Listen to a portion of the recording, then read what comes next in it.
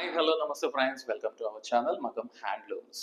So భారత జాతి ఖ్యాతిని గగన శిఖరాలకు అందించినటువంటి అద్భుతమైన వెంకటగిరి కార్మికులతో తయారు చేసినటువంటి అద్భుతమైన శారీ అయితే ఈరోజు ప్రజెంట్ చేస్తున్నామండి మీ ముందు.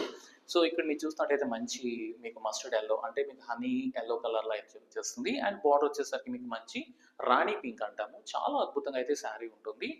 సో ఈవెన్ మీకు నా చక్రం నెమలి అనేది కూడా చాలా ఫేమస్ అండి వెంకటగిరిలో.